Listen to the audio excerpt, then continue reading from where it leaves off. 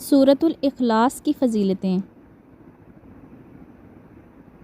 جو شخص دن میں 200 مرتبہ سورۃ الاخلاص پڑھے گا اس کے 50 سال کے گناہ معاف ہو جاتے ہیں۔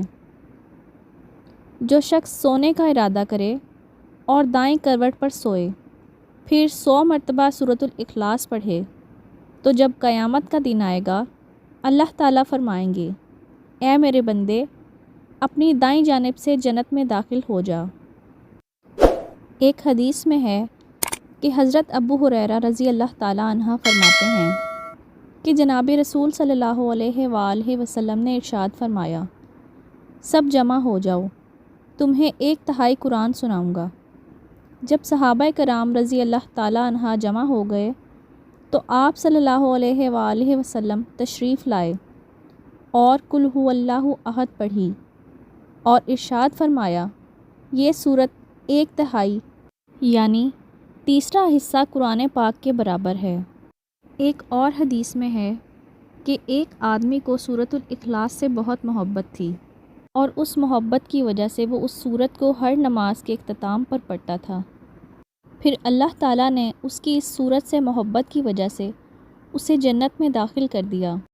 ایک اور حدیث میں آیا ہے کہ رسول اللہ صلی اللہ علیہ وآلہ وسلم نے اس صحابی کے متعلق جو امام تھے اور ہر نماز میں قل ھو اللہ احد ضرور پڑھا کرتے تھے، اور جب ان سے ان کا سبب دریافت کیا گیا تو کہا، مجھے اس سورت سے بے حد محبت ہے۔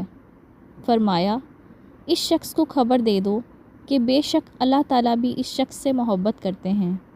اسی طرح ایک اور حدیث میں ایک صحابی کا واقعہ آیا ہے کہ وہ ہمیشہ اور صورتوں کے ساتھ سورۃ الاخلاص ہر رکعت میں ضرور پڑھا کرتے تھے۔